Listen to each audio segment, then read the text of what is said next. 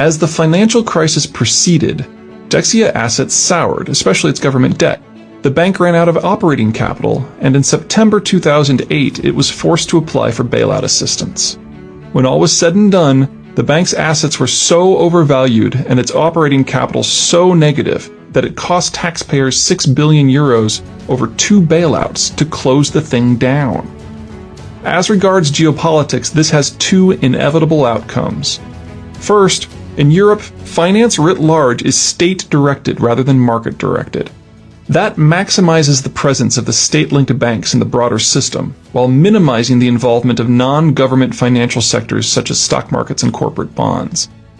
This is the opposite of the American system, where finance is somewhat agnostic, and government's involvement in the sector is normally limited to regulatory matters. Consequently, approximately 70% of all private credit in Europe is obtained from banks, while in the United States, it is the faceless stock markets that generate fully half of all credit, with banks playing only a supporting role. The second outcome of this bank-centric system is that when Europe suffers from a recession, its banks' highest priority is to keep governments functioning. That means they must double down on financing government deficits.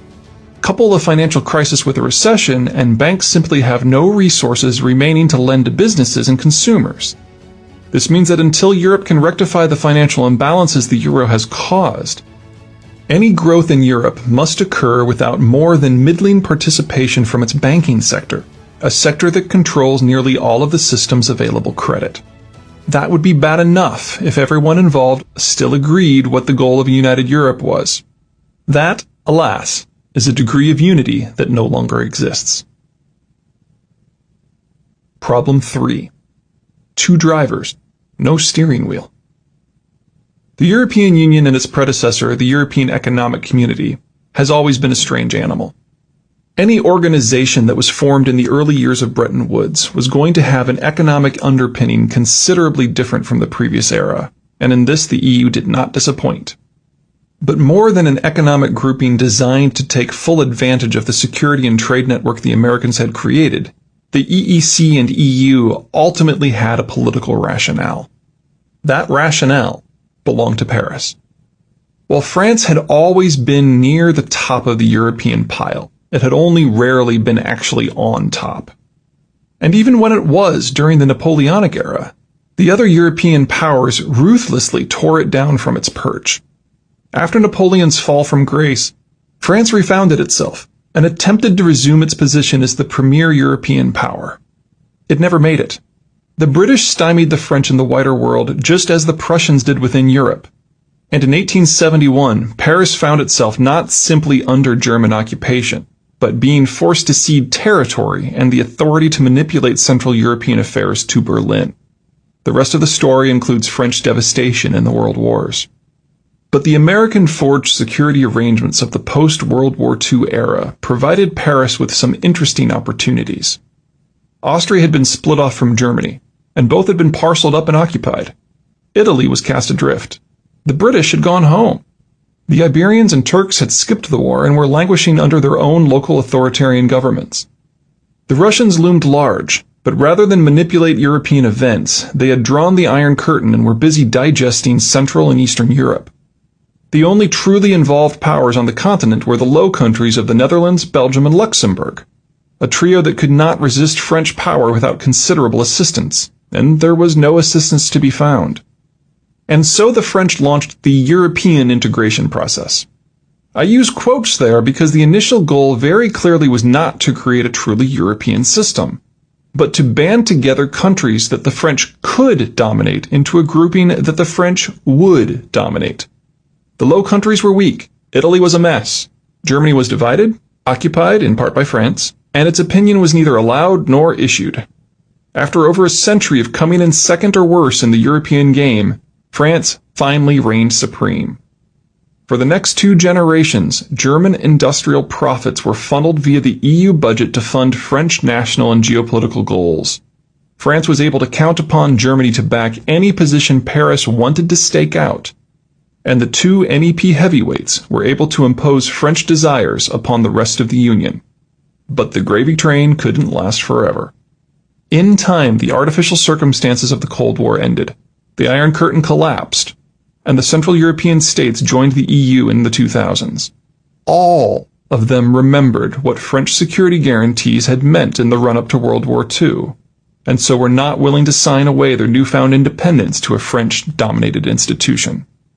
Sweden and Finland, fiercely independent from decades of resisting the Soviets without the NATO umbrella, joined in 1995 and were not interested in being springboards for French ambition.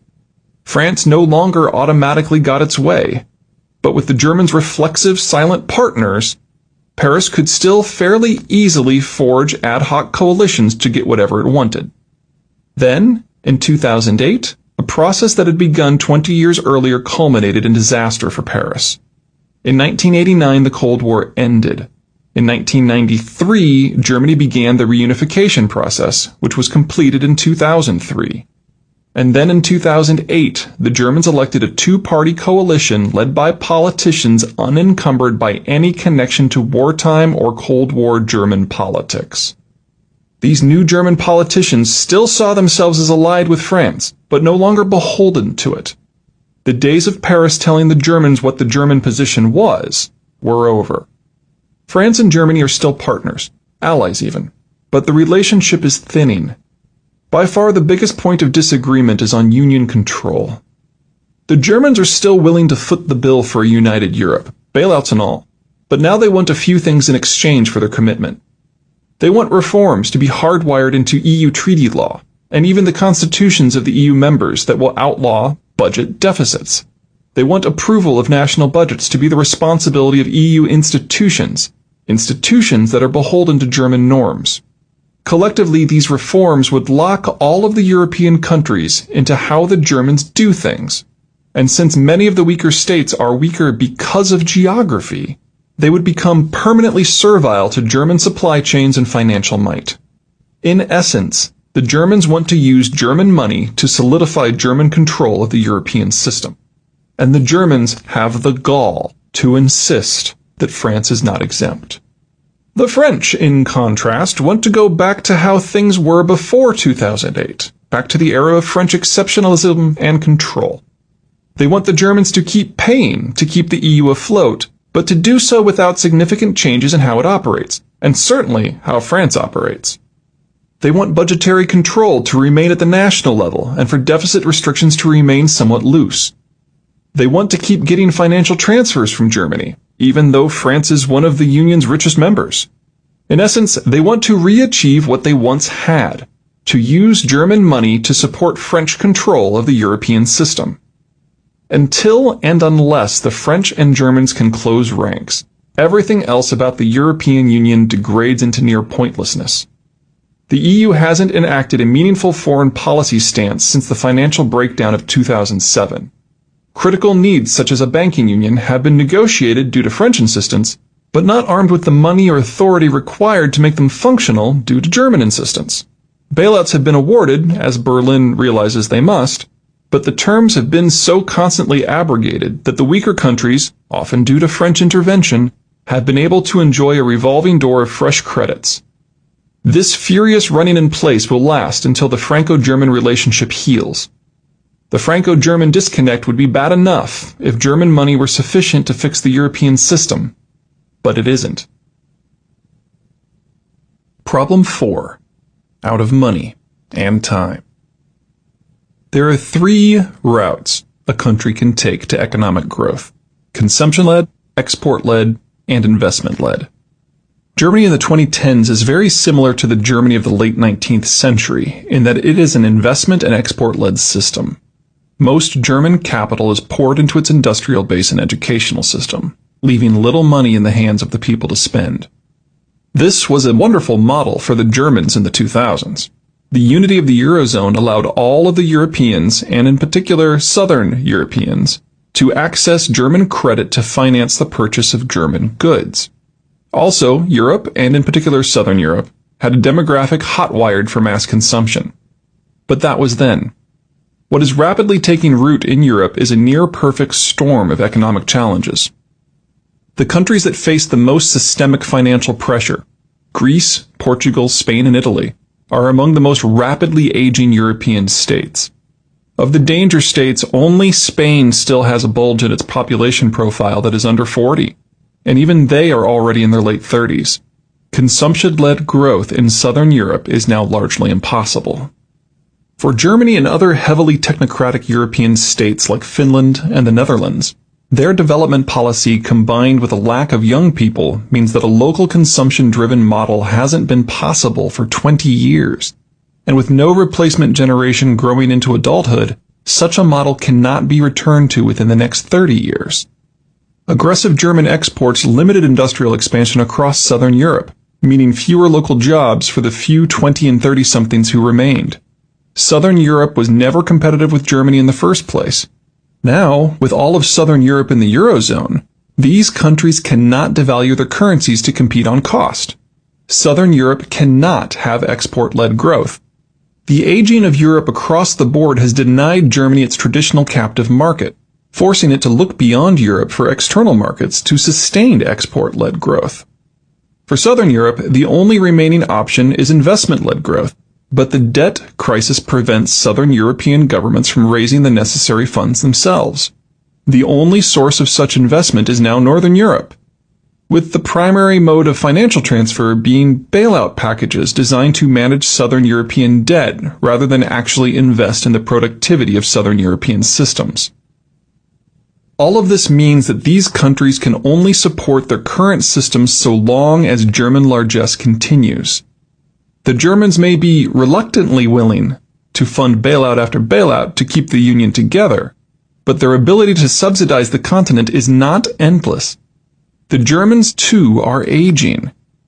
As of 2014, the German population bulge is in its early 50s, at the height of its technical skill and tax-paying capability.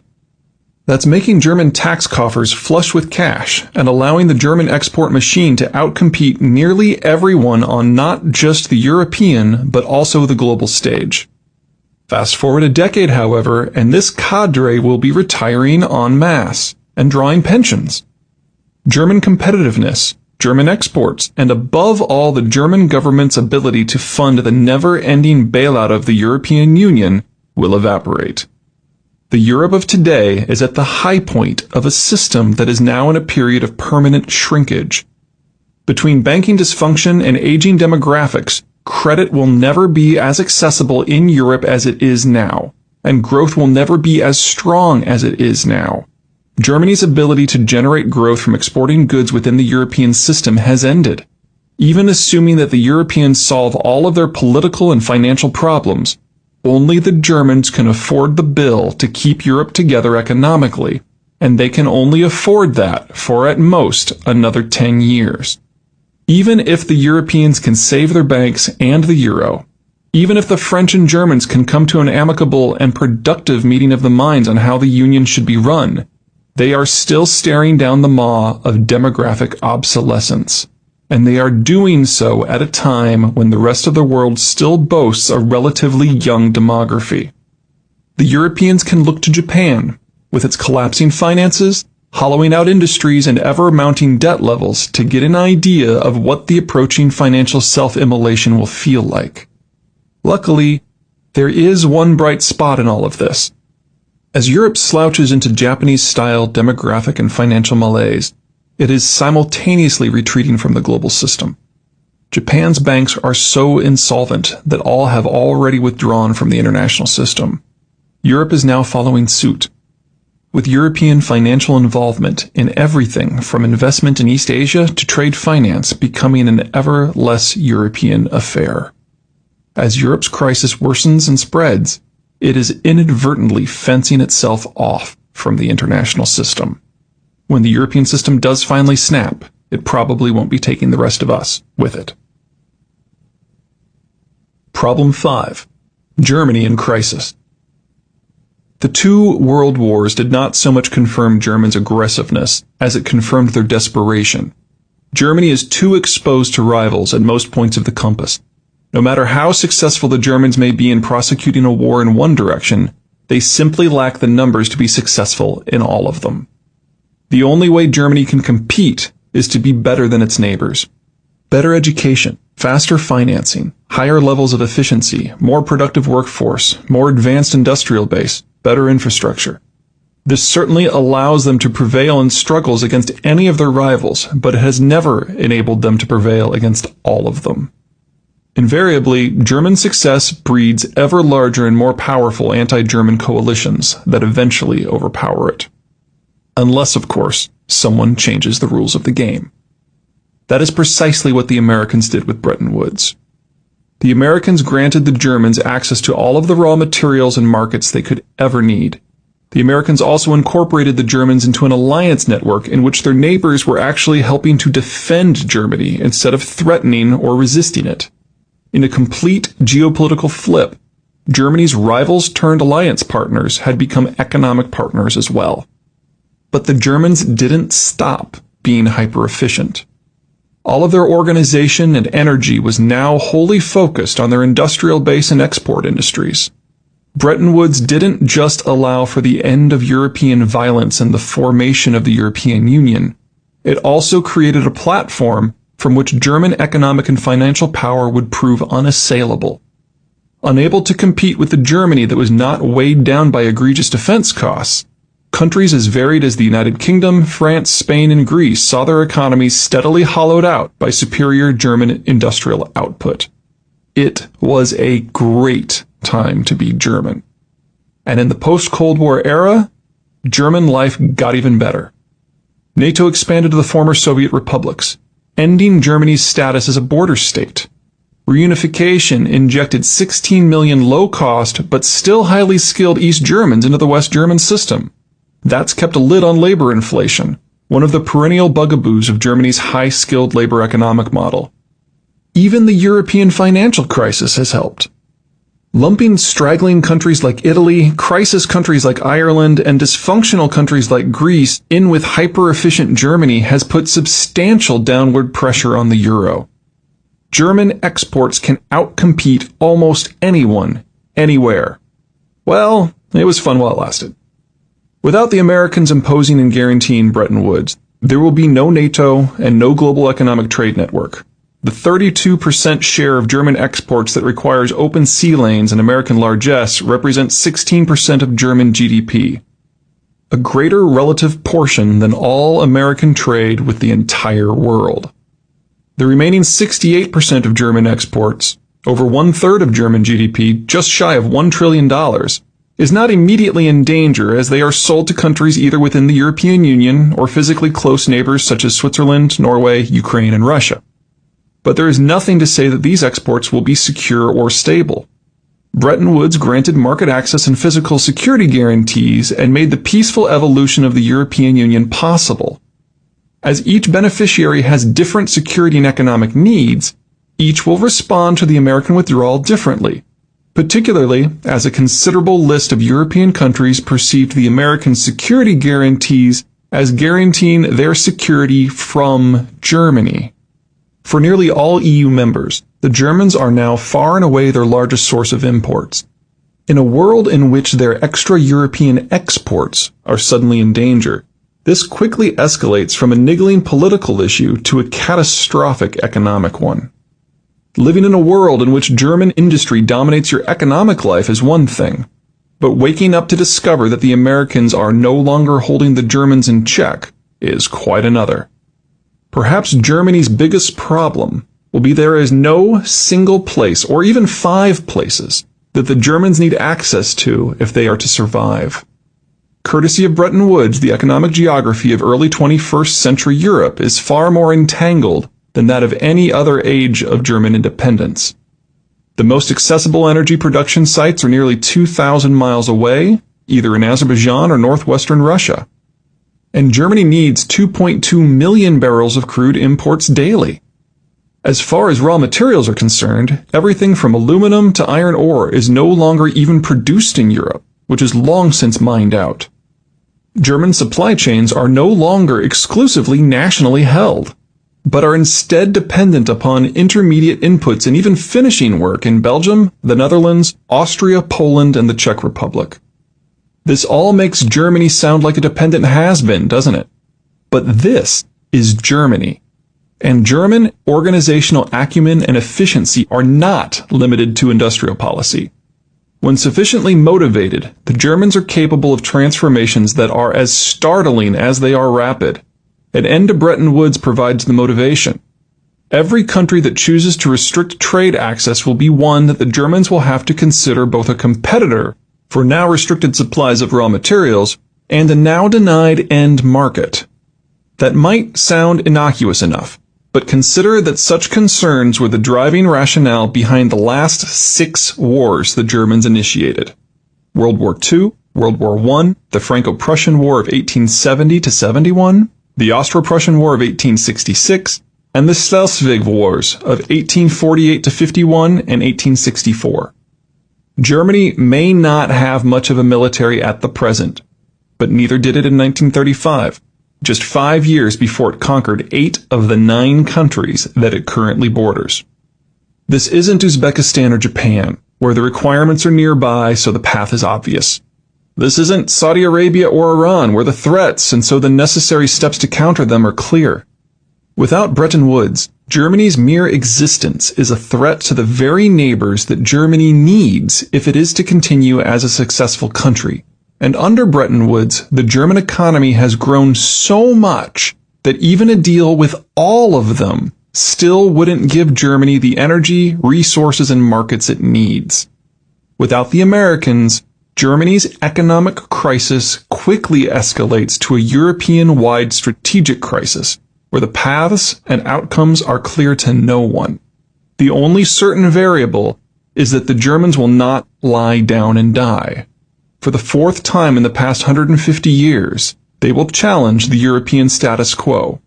Only time will tell if they will shatter it. Problem 6. Aggressive neighbors. The Europeans have 2 neighbors, Turkey and Russia, who are likely to ramp up their pressure on the European periphery in the next decade. Both were discussed in the previous chapter, but there are a few Eurocentric points worthy of elaboration.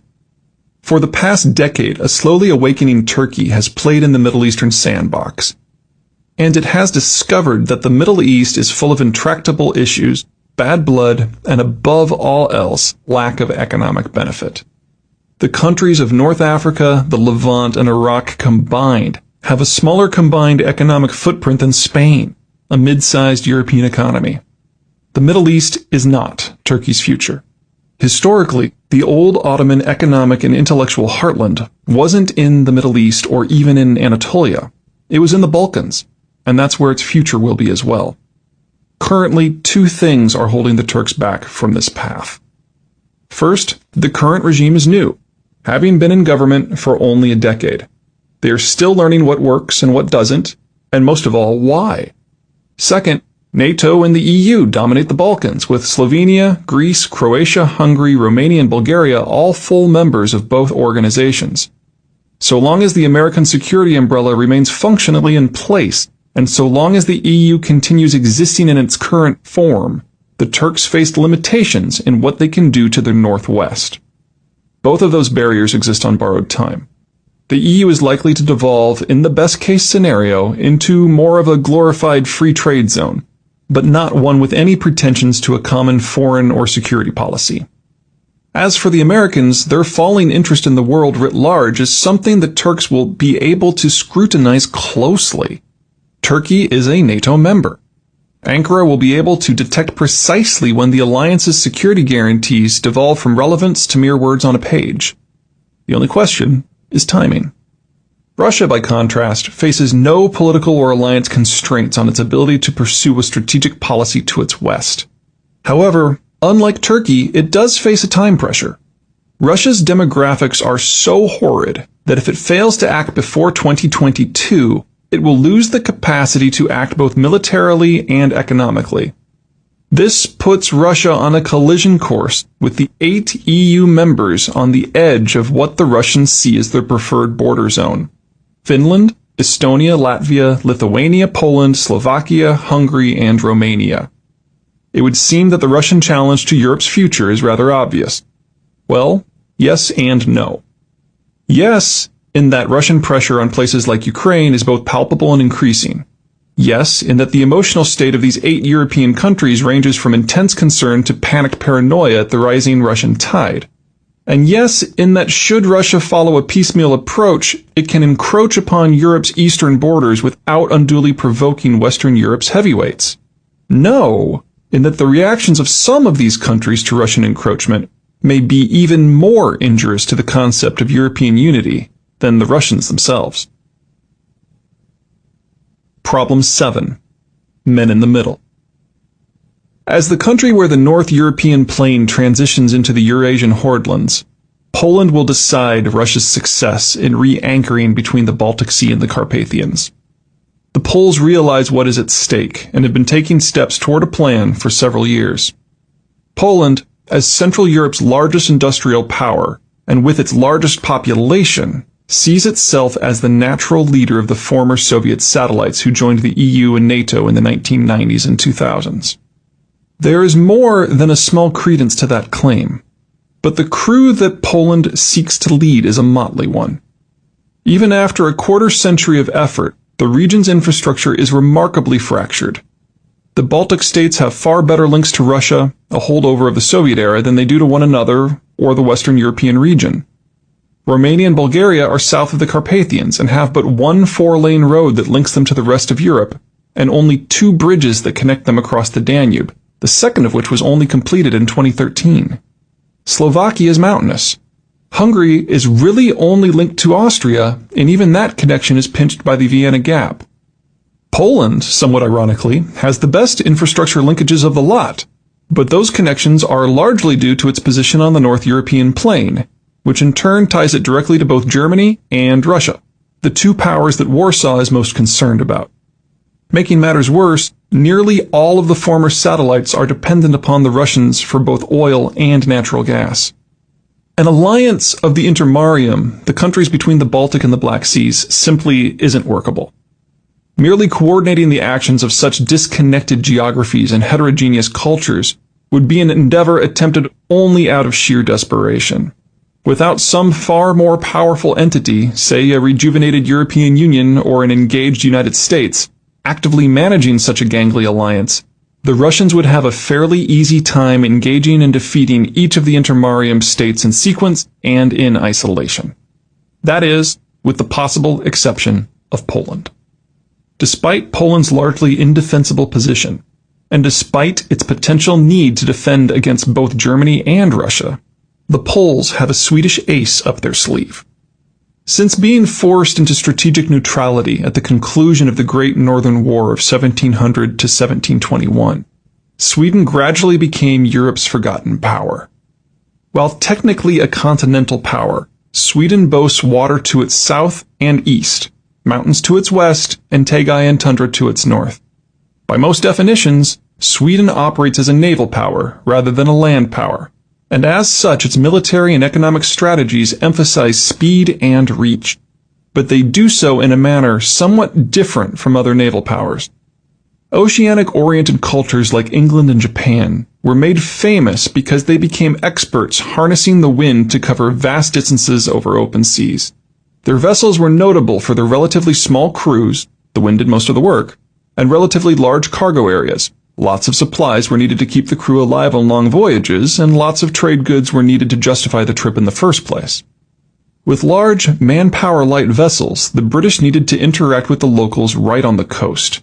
They could rarely afford to penetrate inland with the men they brought, and any such excursion would have to occur on foot. Their boats, whose propulsion was limited by the whim of the wind and the depth of the water, could not easily or reliably sail on rivers. The result was an empire built on indirect rule and coastal trading depots. Early Sweden's approach was considerably different, because Sweden's regional geography was considerably different. The Danish island of Zealand kept the Swedish Vikings and later the Swedish Empire locked in the Baltic, a very small place compared with the oceans. There was no need for the Swedes to learn to sail when they could simply row. Instead of huge, wind-powered vessels with small crews, the Swedes used small, oar-powered vessels with large crews. The more men, the faster the vessel could go. Short trips meant less need for supplies. Whereas the British made landfall with small, scrawny, scurvy-ridden landing parties eager to trade, the Vikings made landfall with large, strapping warriors eager to satisfy more basic instincts. Because longboats have such shallow drafts, and because they were manned by lots of brawny Vikings, they could easily be rowed upriver and even portaged. Unique among the naval powers, the Swedes punched deep inland and even showed up as far away as Constantinople from time to time. This more direct approach is still reflected in Swedish strategy. Its military remains remarkably amphibious, and its defense industry depends upon no external power. Its economic relationships are direct and deep, seeking full ownership, in contrast to the Anglo preference of involvement via minority share purchases. But Sweden remains undeniably maritime, valuing trade and financial connections over the hardwired infrastructure and military links of land-based powers. Even now, 3 centuries after Sweden's grand defeat in the Great Northern War and its banishment to neutrality, the Baltic Sea remains a Swedish lake. Much of the world has forgotten this, but not Sweden's neighbors, because they were first raiding targets, then part of the Swedish Empire, and now part of the extended Swedish family, literally. Another culture that hasn't forgotten are the Russians, whose rivers are not particularly amenable to traditional maritime transport, but were perfect for the Viking expeditions of the previous age. The issue for the Russians and Germans isn't that Poland wants to be the brain and muscle of an anti-Russian and maybe anti-German intermarium, but that Sweden has every interest in making sure that the Poles succeed. Like Poland, the Swedes fear undue German or Russian influence regardless of the form it takes. And while Poland might have some difficulty spackling together an alliance, Sweden already has one. The familial relations of Viking and Imperial Sweden do not just include the weaklings of Estonia, Latvia, and Lithuania, but also Finland, Norway, and Denmark, economically developed, culturally united, militarily robust countries that boast more than enough petroleum to supply everyone in the extended Swedish family, and Poland as well. By any measure, a Swedish-Polish alliance would be a mating of synergies. Sweden is an advanced maritime technocracy, while Poland is a modernizing land-based industrial power. Sweden has the money and technology needed to make Poland bloom, and Poland has the market to make it worth Sweden's while. And neither are in the Eurozone, so at least part of the European carnage to come will pass them by. Numbers will still prove a problem. There are under 10 million Swedes to support fewer than 40 million Poles against over 80 million Germans and some 140 million Russians. If Poland is to be successful, it will need more than simply Swedish help. Which brings us back to the Americans. The benefits of a Poland that can preserve its independence are undeniable. It would keep Central Europe out of either the German or Russian sphere of influence and condemn both Germany and Russia to remain locked down on local issues. Unfortunately, Poland's case and its intermarium alliance is hopeless. Keeping Poland in play would require substantial commitment of technology, treasure, and in the end, likely even blood.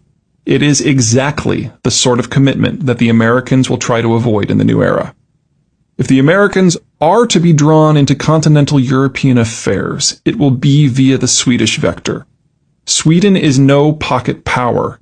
Sweden has a stable economy, a tight circle of capable allies, a top-rate military force, and uniquely in Europe, a rock-solid financial system. The trick will be to manage and bolster Poland via Sweden so that the Americans can remain one step removed from the NEP. From the American point of view, Sweden makes Poland worth a second look. Poland will need that second look because Warsaw dare not adopt a defensive strategy.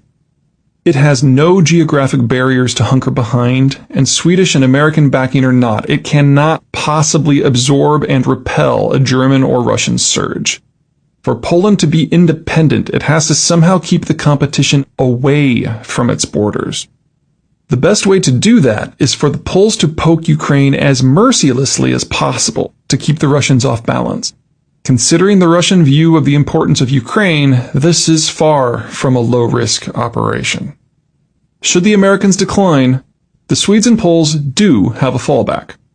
Sweden nearly did not join the Treaty on the Non-Proliferation of Nuclear Weapons when it was negotiated in the 1960s because Stockholm thought it would need nukes to dissuade Soviet expansionism. Its robust nuclear industry is both sophisticated and homegrown and could construct a crude weapon in a long weekend. In this corner of the world, deterrence may not just be for superpowers. scared new world, life after Europe. Any of these factors could bring everything that matters in contemporary Europe crashing down. With such a melange of moving parts, something will have to give. What most of the world, and certainly most of the Europeans, have forgotten is that Europe has never taken a united foreign policy or security stance except under the direct, some would say domineering, leadership of the United States. With American economic and security guarantees on their way out, all options will be on the table and something will give. In short, Europe is going to be a mess, and not the slightly amusing, organizationally dysfunctional mess that has been on display at most EU summits this past decade, but more of this seething cauldron of dislocation and war that it was in the 5 centuries before 1945. What is an existential challenge to one country is barely a passing concern to others. Lithuania, Poland, and Romania are in near panic about Russian activities in Ukraine, while Portugal, Italy, and Ireland insist that the real issue is the financial crisis. And Germany and the Netherlands are primarily focused on forging new trade deals with economies beyond Europe. There is no commonality, no agreement, and from that minimal coordination, Europe is becoming overwhelmed with itself. Within that rather dark and murky forecast, there is, however, one relatively bright spot. Not everyone in Europe took full economic advantage of Bretton Woods and branched out to become an international economic power. Not everyone handed over all meaningful levers of their defense policy to Washington. Not everyone in Europe is so enmeshed in the European Union that the Union's end spells utter disaster. And not everyone in Europe forgot how to have kids around 1965. One country has stood somewhat apart, and as such it will have less vulnerability and more options than the others. Irony of ironies, that country is the one that came up with the very idea of the EU in the first place, France. It shouldn't be a surprise. Just as Bretton Woods was America's strategic policy for fighting the Cold War, the EU was France's strategic policy for taking advantage of Bretton Woods. Alone among the major powers, Washington and Paris never hitched their economic systems to what were ultimately strategic gambits. France's economy is only half as dependent on exports as Germany's. It is among the world's foremost agricultural exporters. By European standards, it has a fairly healthy demography, still benefiting from a fairly robust birth rate. It is the only country besides the United States that floats an aircraft carrier worthy of the name, even if technical problems limit it to nothing more than brief regional deployments. Its use of nuclear energy keeps it largely independent of petroleum markets. What petroleum it needs, it can source from nearby Algeria, a country with which it enjoys reasonably positive relations. Its position on the western end of the NEP and its Mediterranean shoreline both reduces its exposure and widens its reach. Unlike Germany, where needs are legion and the places that can satisfy those needs are scattered, French needs are limited, and solutions to those needs are nearly all local. All of the violent chaos likely to erupt involving Sweden, Germany, Poland, Russia, Ukraine, and Turkey is on the far side of Europe. And just in case all else fails, it has nuclear weapons. Not can make them in a pinch like Sweden or South Korea, but already has them like the United States. Unsurprisingly, France is the country that the Germans take most seriously. Between its low needs and high leverage, France has not just the greatest capacity to shape Europe, but the greatest wealth of tools with which to do so. If there is to be some remnant of united Europe that will survive Europe's chaos to come, it will be France at its head. If there is to be some power that rises from the ashes as Europe tears itself apart, again, it too will be France. European history has been on hold since the Americans restructured the world in the 1940s. Centuries-old competitions were simply smothered under the happy blanket of American security and global trade. That era is rapidly coming to a close. In its place will be a host of states terrified of a reawakened Germany, a Germany that will have to fight for its economic well-being, a Russia desperate to harden its external boundaries, a justifiably paranoid Poland backed by a no longer neutral Sweden, and a Turkey eager to carve its own sphere of influence out of the EU's and NATO's remains. Will all of these evolutions result in wars? Probably not. But it truly would be stunning if none of them did.